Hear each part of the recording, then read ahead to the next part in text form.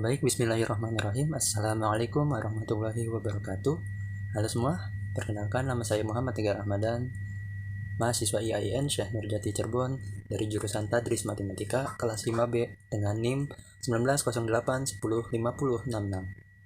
Di video ini saya akan menjelaskan atau memaparkan hasil dari proposal penelitian yang sudah saya kerjakan yang berjudul Pengaruh Konten YouTube Pembelajaran Matematika Terhadap Perkembangan Minat Belajar Siswa Matematika. Ya, untuk mempersingkat waktu, langsung saja kita masuk ke slide pertama, di mana terdapat latar belakang. Perkembangan internet yang cepat dan juga berkembang pesatnya teknologi yang ada di negeri ini membuat para siswa mudah mengakses berbagai macam informasi yang bermanfaat. Terdapat banyak sekali informasi di internet yang dapat dijadikan bahan belajar untuk para siswa. Selain itu, para siswa juga mampu mengakses berbagai macam video atau media pembelajaran digital dengan mudah. Salah satu media pembelajaran digital yang mudah diakses yaitu YouTube. YouTube ialah suatu website yang dapat digunakan untuk menyaksikan video online ataupun mengunggah video, di mana video yang diunggah tersebut dapat dilihat oleh seluruh dunia. Dan pada aplikasi ini juga terdapat banyak sekali konten video yang beragam, mulai dari konten tentang pembelajaran, musik, gaya, olahraga, permainan, dan masih banyak konten lainnya.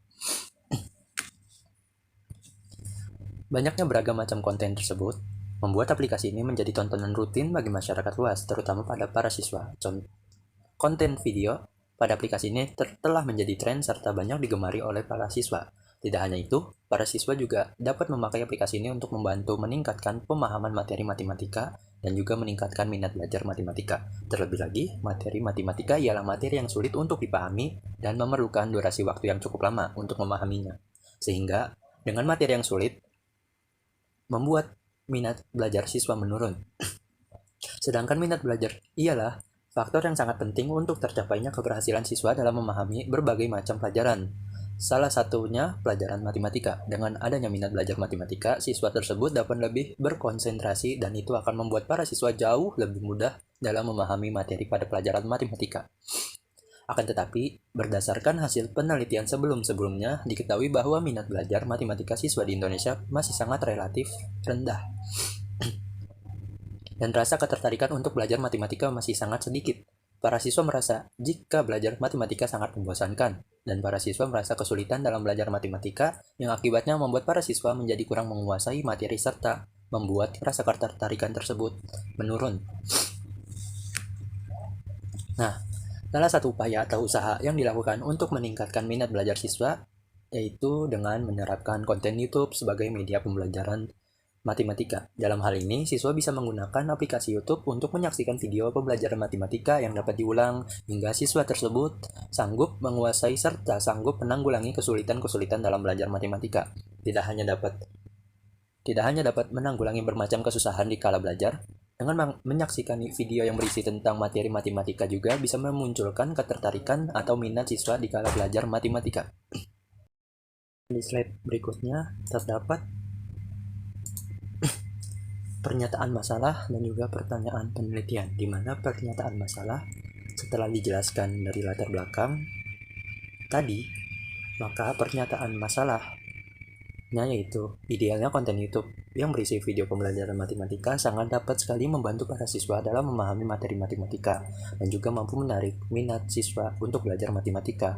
Nah, namun fakta umumnya masih banyak siswa yang kurang tertarik untuk belajar matematika, sehingga hal ini diperlukan penelitian lebih lanjut.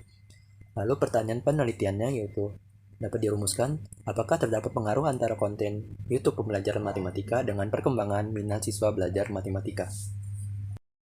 Nah, berikutnya kita akan membahas tentang tinjauan konseptual dan tinjauan teori, di mana pada tinjauan konseptual terdapat dua topik, yaitu konten YouTube dan juga minat belajar. Di mana konten YouTube terbagi menjadi dua, yaitu konten dan YouTube, dan minat belajar dibagi menjadi dua juga, yaitu minat dan belajar. Ya baik, langsung saja kita akan bahas yang pertama tentang tinjauan konseptual terlebih dahulu.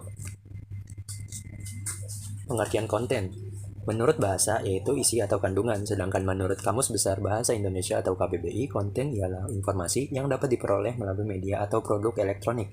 Konten dapat disampaikan dengan dua cara, yaitu langsung dan tidak langsung, seperti televisi, smartphone, koran, radio, dan lainnya. Dalam sebuah hal konten atau isi merupakan sebuah hal yang sangat amat penting, terutama dalam hal pembelajaran. Konten menjadi media utama dalam kegiatan pembelajaran di sekolah. Salah satu ciri konten yang baik yaitu konten yang bisa menggabungkan pemahaman eksplisit dan tacit pada kegiatan pembelajaran. Di sisi lain, terdapat berbagai macam konten yang berbeda, diantaranya yaitu konten gambar, konten tulisan, konten audio, dan konten video. Lalu, kita akan membahas YouTube. YouTube ialah sebuah situs web yang dibuat oleh 3 mantan karyawan PayPal, yaitu Chad Hurley, Steve Chen, serta Jawed Karim pada Februari 2015. Melihat perkembangan pesat di perusahaan ini membuat Google mengakuisisi situs web ini pada tahun 2006. Situs web ini dapat dijadikan sebagai sarana untuk mencari berbagai macam informasi yang ada. Situs web ini juga menyediakan berbagai kategori video yang dapat kita lihat mulai dari video tentang pembelajaran, musik, gaya, olahraga, permainan, dan masih banyak konten video lainnya. Lalu kita masuk ke minat belajar. Di mana minat? Seseorang harus terlebih dahulu mempunyai minat untuk melakukan segala kegiatan. Tanpa adanya minat, mungkin seseorang tersebut akan tidak maksimal atau kurang fokus dalam melakukan kegiatan tersebut. Minat ialah suatu sikap yang bukan berasal dari sebuah bakat maupun bawaan lahir. Munculnya minat bukan secara tiba-tiba. Munculnya minat juga dikarenakan adanya faktor dorongan seperti faktor intrinsik dan ekstrinsik. Lalu belajar. Pengertian belajar menurut Kamus Besar Bahasa Indonesia atau KBBI ialah usaha untuk memperoleh pengetahuan, berlatih, dan mengubah tingkah laku atau reaksi yang ditimbulkan oleh pengalaman. Sejalan dengan pengertian tersebut, dikatakan pula bahwasanya karakteristik belajar ini ialah perubahan, di mana belajar mampu mengubah perilaku siswa. Belajar mampu menghasilkan perubahan perilaku, dan perubahan tersebut relatif berlangsung lama pada pemikiran, rasa, dan perilaku siswa. Perubahan-perubahan tersebut berasal dari hasil latihan, pengalaman, dan pengembangan, yang mana hasilnya tidak bisa diperhatikan secara langsung. Yang baik, selanjutnya saya akan membahas tentang tinjauan teori, di mana tinjauan teori pada proposal penelitian ini yaitu teori behavioristik. Sesuai dengan penelitian yang berjudul Pengaruh Konten YouTube Pembelajaran Matematika terhadap perkembangan minat siswa belajar matematika, bahwa teori behavioristik sangat berkaitan dengan penelitian ini. Teori ini membahas tentang perubahan tingkah laku yang timbul karena adanya pengalaman belajar, dan hal ini sesuai dengan penelitian yang sedang diteliti, yaitu tentang perkembangan minat belajar setelah menyaksikan alat bantu pembelajaran, yaitu konten YouTube. Pada perkembangan minat belajar ini membahas tentang terjadinya perkembangan tingkah laku seseorang yang positif terhadap suatu mata pelajaran, salah satunya pelajaran matematika. Faktor yang terpenting dalam teori ini ialah stimulus yang diberikan serta adanya respon dari stimulus yang sudah diberikan. Baik, selanjutnya di slide ini saya akan membahas tinjauan hasil penelitian terdahulu, di mana terdapat 2 penelitian terdahulu. Yang pertama, penelitian yang berjudul Pengaruh Penggunaan YouTube Terhadap Minat dan Motivasi Belajar Matematika dari jurnal Penelitian Pendidikan dan Pengajaran Matematika karya Fitria Zana Kumala, yang menyimpulkan bahwa penggunaan YouTube mampu berdampak baik terhadap minat belajar pembelajaran matematika secara daring. Dan yang kedua, penelitian yang berjudul Potensi Pemanfaatan YouTube dalam Pembelajaran Matematika dari Jurnal Pendidikan Matematika dan Sains karya Vira Nur Setiana dan Anggun Badu Kusuma, yang menyimpulkan potensi penggunaan YouTube dalam pembelajaran matematika berdampak baik bagi pembelajaran, sehingga dapat bermanfaat karena meningkatkan minat dan memotivasi siswa untuk belajar. Nah, berdasarkan 2 penelitian terdahulu, dapat disimpulkan bahwa aplikasi YouTube dapat sekali berpengaruh positif dalam pembelajaran matematika sehingga mampu mengembangkan minat belajar matematika siswa tersebut. Yang selanjutnya di slide ini saya akan membahas tentang desain penelitian dan juga metode penelitian yang saya gunakan pada proposal penelitian ini. Terlebih dahulu saya akan membahas desain penelitiannya, di mana penelitian ini dirancang menggunakan pendekatan kuantitatif dengan teknik penelitiannya menggunakan teknik pre-eksperimental. Di mana pendekatan kuantitatif adalah pendekatan yang berhubungan dengan angka-angka dan prosedur penulisannya menggunakan beragam macam aspek. Di antaranya adalah rumus, pengukuran, perhitungan, dan kepastian data numerik. Seperti yang sudah dijelaskan, peneliti juga akan menggunakan pendekatan kuantitatif dengan desain one group pretest, post-test, result design, dan jenis penelitiannya yang sudah dijelaskan tadi pre-eksperimental. Pada Desain ini, peneliti akan terlebih dahulu memberikan pretest kepada kelompok yang akan diberikan perlakuan. Setelah itu, peneliti melakukan perlakuan atau treatment pada kelompok tersebut. Kemudian yang terakhir, peneliti akan memberikan post-test pada kelompok tersebut. Untuk mengetahui seberapa besar pengaruh perlakuan dapat diketahui dengan cara lebih akurat, dengan cara membandingkan antara hasil pretest dan post-test. Tujuan menggunakan desain ini yaitu agar saya bisa mendapatkan hasil penelitian yang lebih akurat dengan cara membandingkan keadaan sebelum dan sesudah diberikan perlakuan. Sedangkan jenis penelitian pre-eksperimental yaitu desain yang hanya menyertakan grup atau kelas untuk diberikan sebelum dan sesudah pengujian. Lalu selanjutnya kita akan membahas metode penelitian, di mana pada teknik pengumpulan data, peneliti menggunakan teknik pengumpulan data pengukuran, di mana teknik ini digunakan pada saat sebelum dan sesudah diberikan perlakuan. Lalu yang kedua, instrumen yang digunakan. Peneliti menggunakan instrumen pengumpulan data dengan menggunakan angket, di mana instrumen ini berisi tentang beberapa pertanyaan yang bertujuan untuk melihat respon dari para siswa sebelum dan sesudah menggunakan aplikasi YouTube sebagai media pembelajaran matematika, serta data tersebut diukur dengan menggunakan skala Likert, yang mana terdapat 4 pilihan, yaitu sangat setuju SS, setuju S, tidak setuju TS, dan sangat tidak setuju STS. Lalu yang ketiga, sumber data. Sumber data pada penelitian ini yaitu primer, sebab data yang didapat oleh peneliti secara langsung dari instrumen yang digunakan pada penelitian ini, di mana peneliti akan memberikan instrumen tersebut sebelum dan sesudah diberikan perlakuan. Lalu yang keempat, anda populasi, di mana populasi ialah semua data variabel yang berhubungan dengan masalah yang sedang diteliti. Populasi pada penelitian ini ialah seluruh siswa MIPA kelas 11 SMA 2 Tambun Utara yang terdiri dari 151 siswa yang tersebar dalam 4 kelas.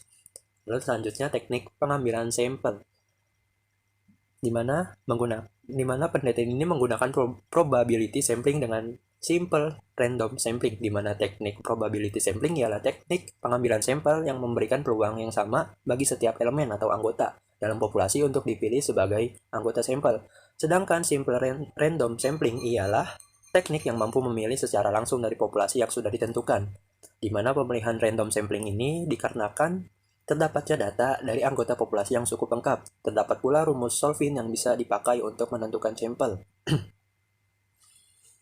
Lalu yang terakhir, teknik analisis data, di mana pada penelitian ini peneliti memakai teknik analisis statistik deskriptif dan analisis statistik inferensi, di mana teknik analisis statistik deskriptif ialah teknik yang dipakai untuk mengambil data pada tabel, grafik, atau angka yang mampu dipakai sebagai bahan pengambilan keputusan yang jelas dan terperinci. Sedangkan teknik analisis statistik inferensi ialah teknik yang dipakai untuk menarik kesimpulan suatu data secara generalisasi, yang mana data tersebut berasal dari data yang sudah terkumpul.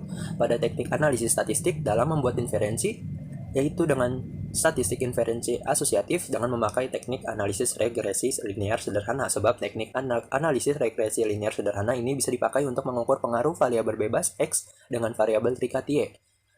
Pengolahan data pada penelitian ini juga menggunakan SPSS.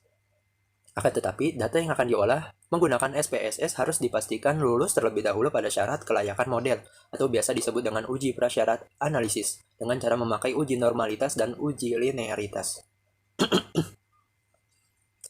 Nah, pada analisis inferensial, analisis yang dipakai untuk menguji hipotesis penelitian dengan menggunakan rumus linear regresi sederhana dengan bantuan SPSS. Berikut pengujian keberartian regresi sederhana, di mana H0-nya tidak terdapat pengaruh antara konten YouTube pembelajaran matematika dengan perkembangan minat siswa belajar matematika, dan H1-nya hipotesis satunya terdapat pengaruh antara konten YouTube pembelajaran matematika dengan perkembangan minat siswa belajar matematika. Ya baik, yang terakhir terdapat beberapa referensi yang saya gunakan atau yang dapat membantu saya dalam mengerjakan proposal penelitian. Nah, mungkin hanya itu yang dapat saya presentasikan. Kurang lebihnya mohon maaf. Wabillahi taufiq wal hidayah. Wassalamualaikum warahmatullahi wabarakatuh.